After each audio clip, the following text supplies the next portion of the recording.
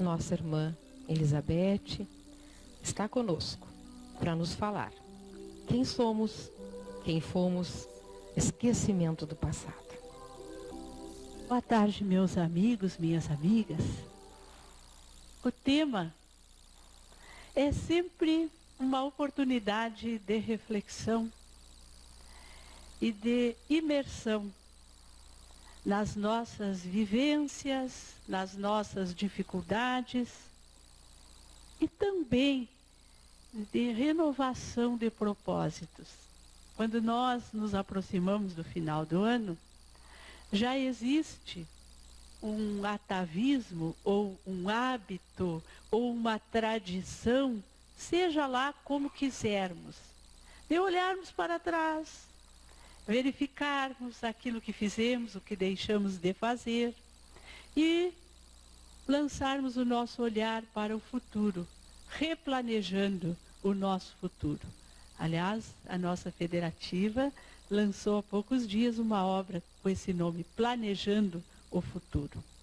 Pois bem, quando nos perguntamos quem somos e quem fomos, isto é uma pergunta interessante. Quem somos?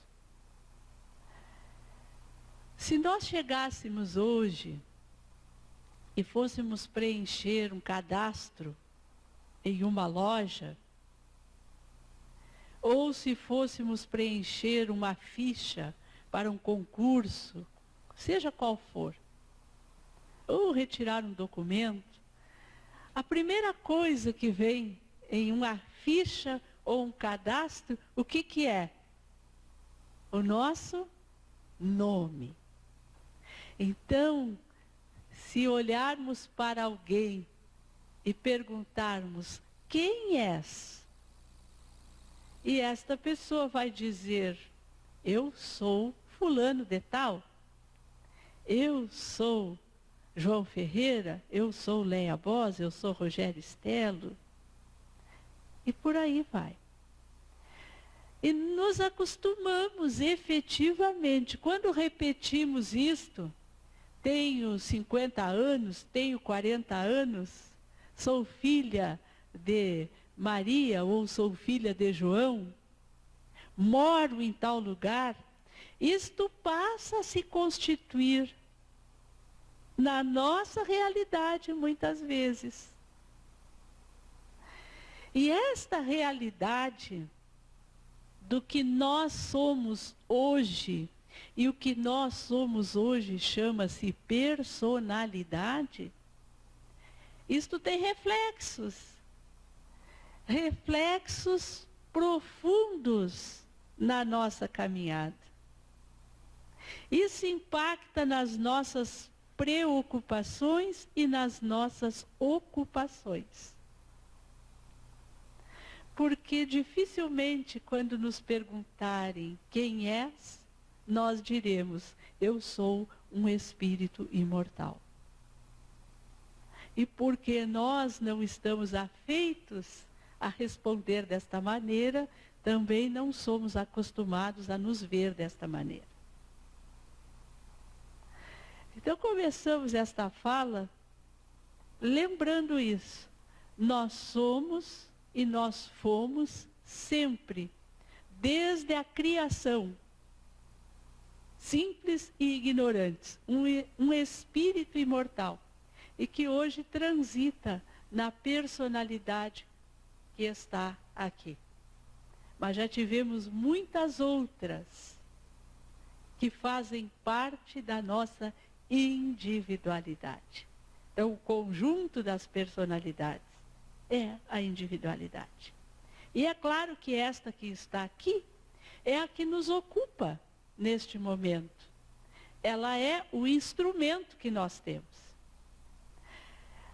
E a gente lê as obras várias vezes. Eu, pelo menos, tenho obras que já li inúmeras vezes. E não raro, vou fazer a leitura de novo e as coisas surgem como novidade. Ou parece que não estavam ali. Aconteceu esses dias com a obra Nosso Lar. Logo na entrada da obra, a apresentação, encontramos o seguinte, e aí falando quem somos e quem fomos, diz o seguinte: a existência é um ato. Então, o que nós estamos vivendo agora é um ato. E fiquei pensando, que ato? O que é um ato? Pode ser um ato de uma peça teatral. Quando abre-se a cortina e os atores vêm para a representação do ato. Aí nós ficamos imaginando se de repente a peça parasse ali. O que ia acontecer com aquele ato? Com quem estava assistindo ou com quem está representando? É uma sensação de incompletude. Talvez os participantes não compreendessem o que estaria sendo encenado, ficaria sem final. Da mesma forma, se antes da apresentação não nos anunciassem o nome do espetáculo e ele começasse no ato. Também a gente poderia não saber o que estava sendo feito. O que eu estou fazendo agora aqui é um ato. Mas ele foi apresentado antes, pela Cleusa, com maestria, para contextualizar. Então, essa é a importância de nós contextualizarmos a nossa existência. Ela está em decorrência de um outro ato. E com certeza vai gerar outro ato, e outro ato, e outro ato. Então, ainda nos fixando no ato de uma peça teatral. Se os atores se desincumbirem bem daquele ato, nós vamos aguardar o próximo com muita expectativa. E quando fechar a cortina, todos estarão felizes, aplaudindo de pé aquele ato. Se os atores não se desincumbirem tão bem assim, quando as cortinas se fecharem, vai estar aquele murmúrio, aquele zum-zum na plateia, com uma esperança de que o próximo ato seja melhor. E assim é a nossa existência. Se nós dermos a este ato o valor que ele tem, se nos desincumbirmos bem das nossas tarefas, e se tivermos esta ocupação de saber que aquele ato precisa ser finalizado com sucesso, porque dele também dependerá uma forma mais amena do próximo ato. Nós estaremos, sem dúvida, caminhando no sentido de darmos a este ato, que é a nossa existência, o valor que realmente ele merece ter. Mas eu também pensei no seguinte, que quando nós falamos em atos, nós sabemos que existem atos virtuosos e atos viciosos. Aristóteles já dizia isso, que nós precisamos quebrar o ciclo dos atos viciosos para aprendermos a desenvolver atos virtuosos. E não é outra senão a lição dos Espíritos, na quarta parte do Livro dos Espíritos, quando eles são indagados por Kardec, que definição se pode dar da virtude? E eles dizem, há virtude toda vez que resistis ao vício. Então, o ato dessa existência, ele é, muitas vezes, o fortalecimento de vícios que trazemos ou a edificação de virtudes por termos resistido aos vícios. E é por isso que as nossas tendências, elas são altamente importantes. Quando nos olhamos e vemos a tendência que nós temos, a tendência ao consumismo, a tendência ao alcoolismo, a tendência à gula, a tendência à maledicência, à irritação, à mágoa, ao remorso.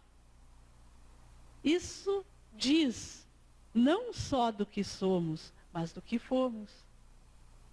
Dos atos que nós já encenamos no palco da nossa individualidade nas vidas anteriores e que hoje teimam em se expressar e em nos requisitar para que nós repitamos da mesma forma. Por isso que a nossa transformação moral, ela é muito de esforço. Porque nós já estamos habituados a outros atos, a outras existências, onde para nós muitas vezes era comum, era usual nós praticarmos atos viciosos.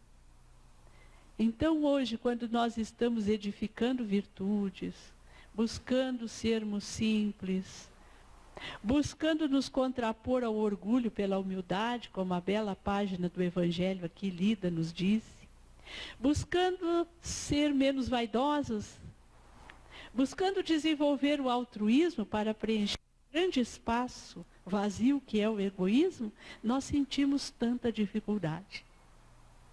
É porque nós estamos revertendo um círculo vicioso para refazermos um círculo virtuoso. Então, a existência, ela precisa ser vista nesta perspectiva, neste ato que formará hábitos saudáveis, ou em um ato que potencializará e nos afeiçoará ainda mais aos vícios que trazemos. E hoje, no contexto em que nós vivemos, esse esforço se torna ainda maior.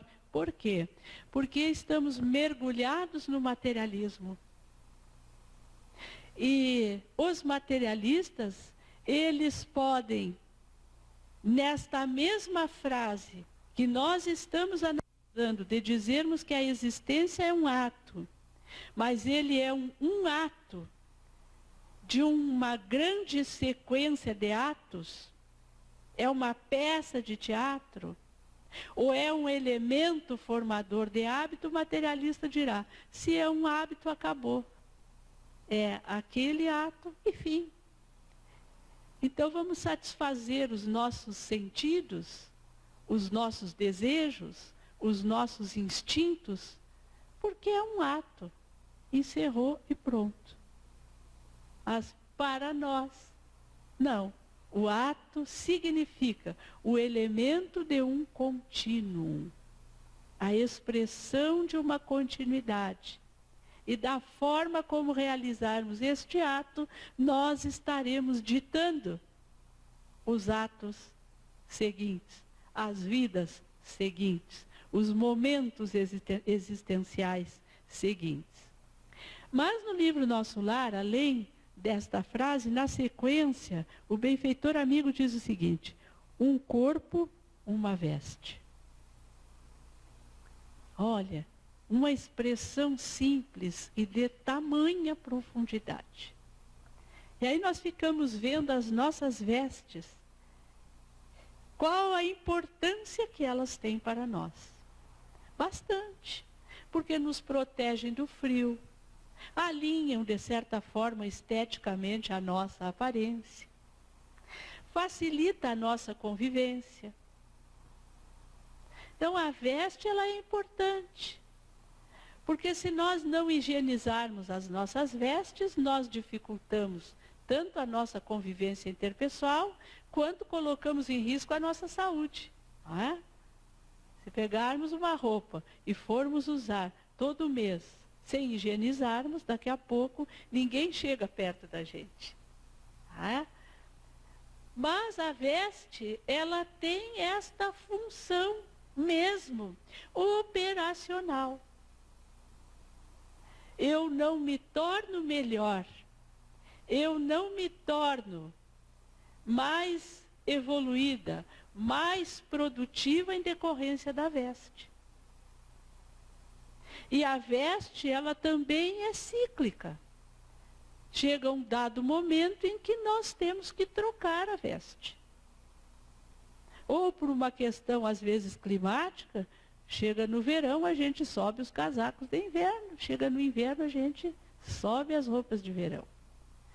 E aí, depois de usar um determinado período, nós vamos dar a ela a destinação mais adequada. Pois se o corpo é uma veste, ele para nós precisa ter esta conotação. Cuidarmos dele em relação à nossa saúde, para que ele continue sendo um instrumento do corpo verdadeiro, que é o espírito. Se nós estamos fazendo essa analogia que um corpo é uma veste, então o espírito veste-se do corpo temporariamente. E esta veste do corpo, do espírito, essa veste do espírito, ela necessita ter o cuidado que uma veste tem para o nosso corpo.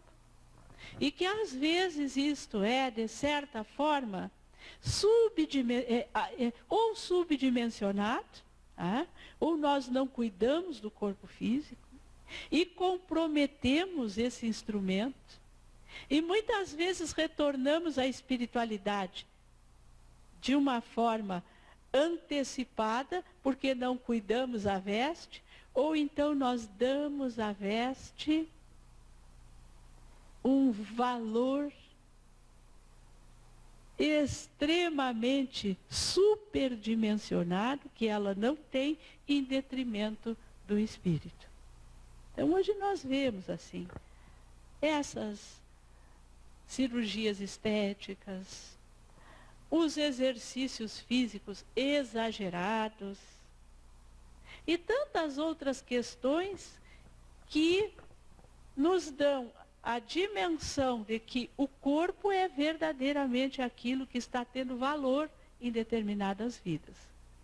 Quanto ao espírito, morre muitas vezes a míngua. E nós vamos ver belos corpos buscando a morte antecipada pelo suicídio. Então, essa contextualização com relação ao nosso corpo físico, esse instrumento que é uma doação divina para que nós possamos desempenhar a nossa missão de co-criadores.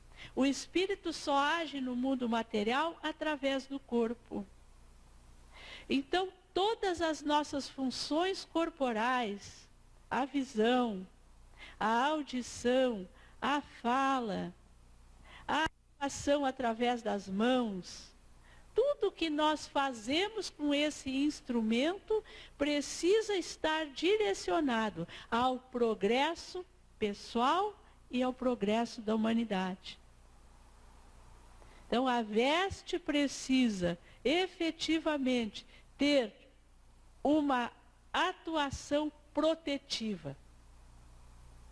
Porque se eu colocar no inverno uma roupa que não seja adequada ao clima, eu vou de frio. Se eu colocar no verão uma roupa que não me permita a respiração adequada do corpo, eu talvez morra desidratado ou de qualquer outra questão. Pois então, quando o corpo físico não está a serviço do espírito, nós também vamos retornar para a espiritualidade. Vamos perder esse instrumento pela inadequação da sua função. Indo um pouquinho além, André Luiz também diz assim: um século é um dia. Essa é uma questão interessante. E a gente sabe, né, que os dias felizes voam. Os dias difíceis arrastam-se. Quando a gente diz, nossa, como o tempo passou, é porque foram bons dias. Porque aqueles dias onde as lutas são mais intensas, as dores são mais doídas, as lágrimas são mais volumosas, custam a passar. Custam muito a passar. Mas um século é um dia. E tem aquela história, né, de um homem que chegou ao céu, a história é assim. E foi conversar com Deus. E começou a fazer algumas perguntas. Deus, o que é para o que é o que é um $1.000.000 para o Senhor? E Deus disse assim para ele, $1.000.000 é 1 centavo, meu filho. Diz ele. E o que é 1 milhão de anos para o Senhor? 1 milhão de anos é 1 minuto. Ele olhou e disse, Deus, então, o Senhor me dá 1 centavo? E Deus disse, dou, espera 1 minuto.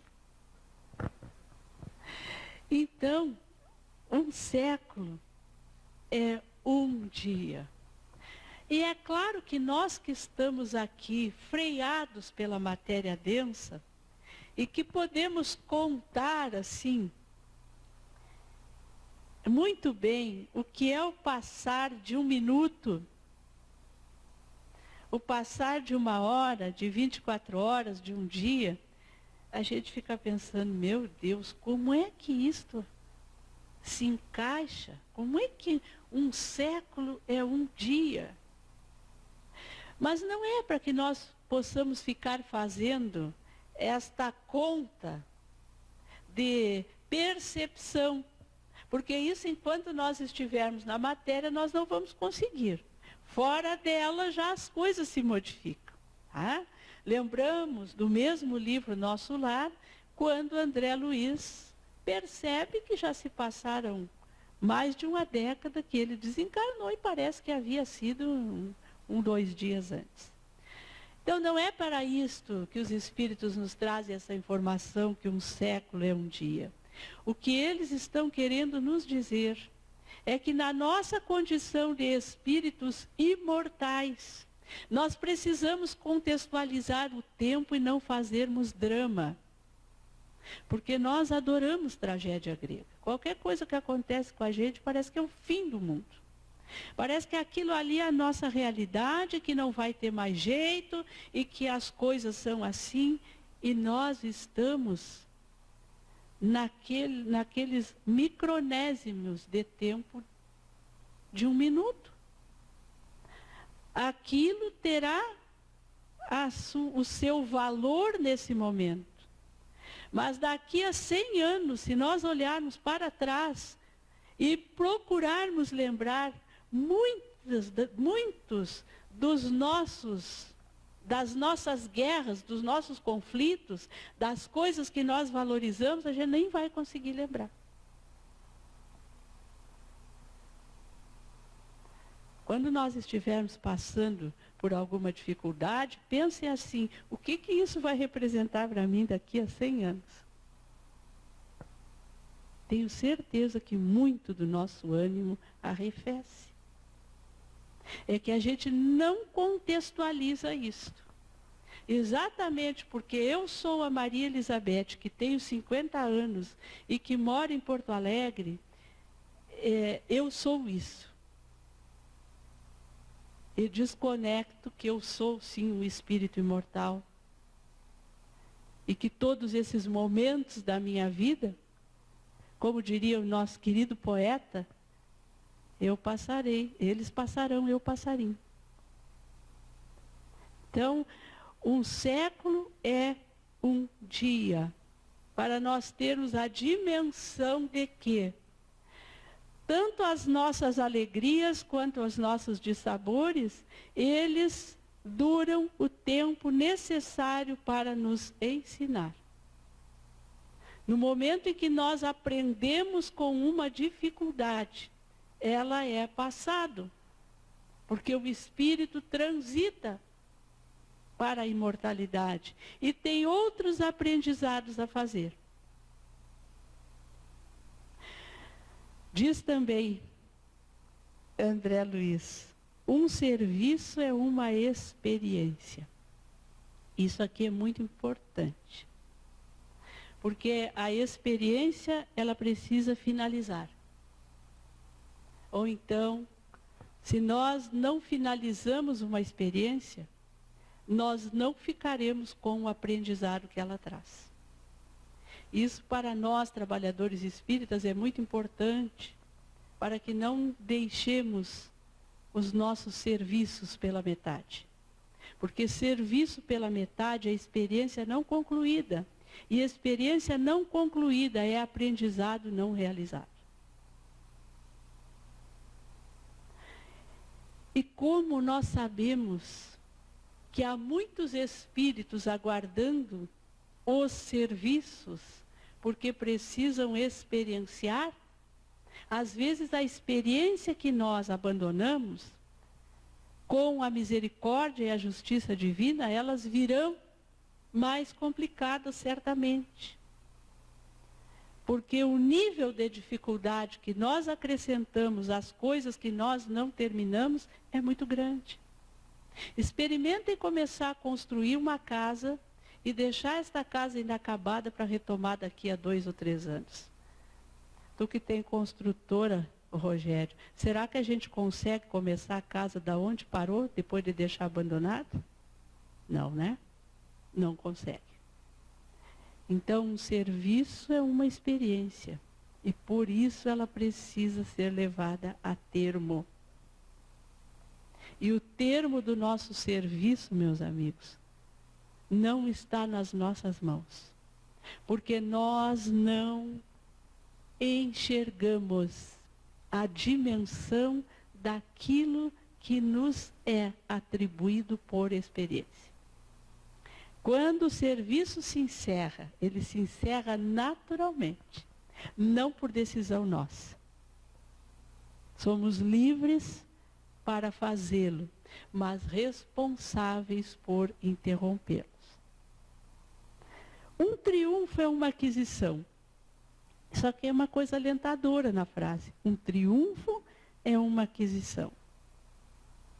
Ou seja, toda vez que nós triunfamos de alguma forma na nossa existência, isto se agrega à nossa bagagem. E o triunfo é pessoal. É intransferível.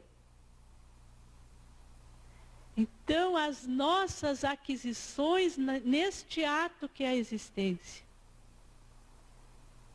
Um triunfo é sempre um talento, é sempre um valor, é sempre uma moeda que nós agregamos à nossa trajetória.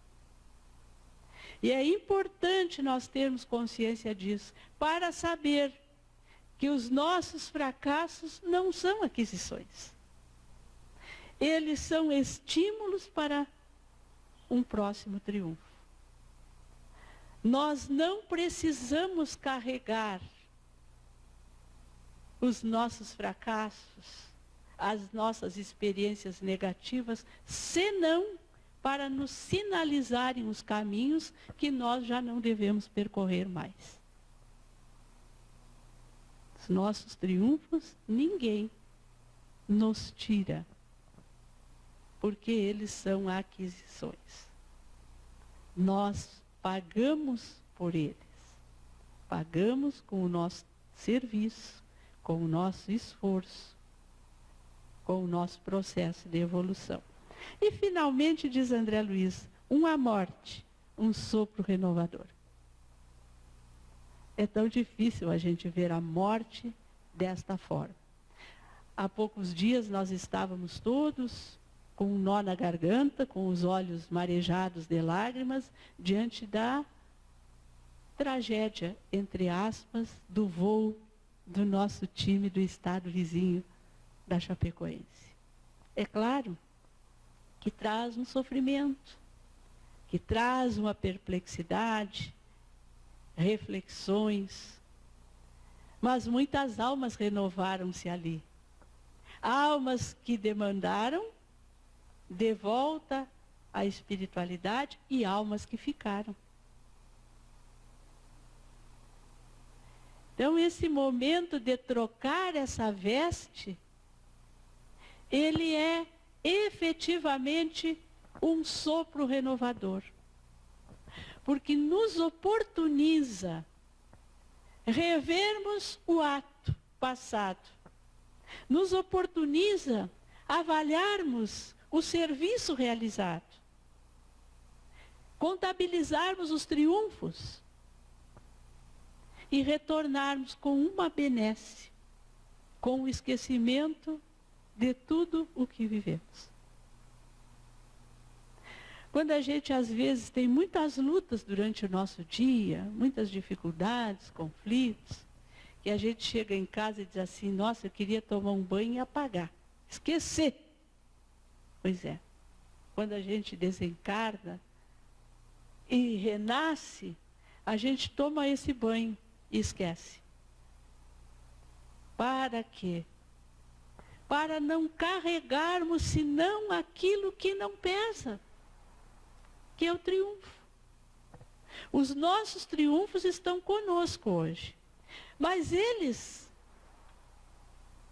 não pesam na bagagem. Eles estão aqui conosco, no que somos, apenas para serem acessados como memórias emocionais, como habilidades desenvolvidas nos momentos necessários. A Cleusa agora me contava uma história do pequeno Mateus, né? Ele estava puxando o cachorro e, claro, de repente a corda começou a escapar, começou a faltar força e ele, pequenininho, que idade tem Mateus? 3 aninhos. Ele foi lá e passou as mãos na terra. Ah, quanto significado disso? Ela perguntou, por que ele fez isso? Meu filho, não sei. Olha, ele precisava ganhar força e precisava ter firmeza para segurar a corda. Então, os nossos triunfos, os nossos aprendizados, as nossas habilidades, elas estão conosco. Porque na hora em que a corda escapa da mão, a gente sabe que tem que ir lá e renovar as forças.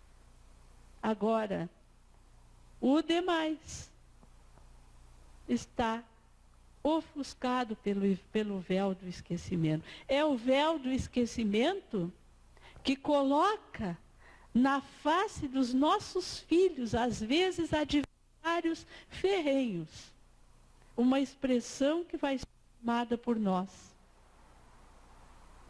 Que traz para junto de nós criaturas com quem nós convivemos e às vezes não tivemos convívio feliz, para voltarmos a aprender juntos, sem lembrar daquilo que aconteceu. E às vezes a gente fica buscando, como diz o vulgo, chifre em cabeça de cavalo. O que será que eu fiz a ele? Não importa. O que importa é que nós estamos em um novo ato.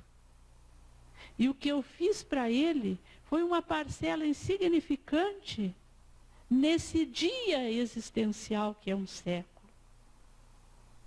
Mas que daqui para frente eu terei muitos séculos para refazer. E muitos triunfos para construir junto. Então, meus queridos amigos, concluindo, olhemos para a nossa existência, para este ato que nós estamos representando no mundo agora, inspirado pelo nosso diretor de produção. O diretor de produção da peça da nossa vida é o Mestre Jesus.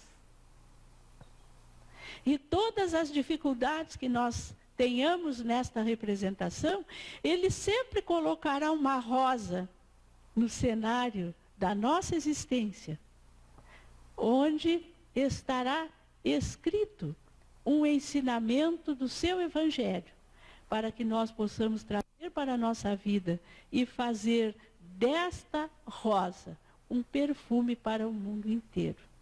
Quero desejar-lhes, nesses dias que antecedem o Natal, e que são dias que nos sensibilizam, em que a humanidade olha assim para Jesus.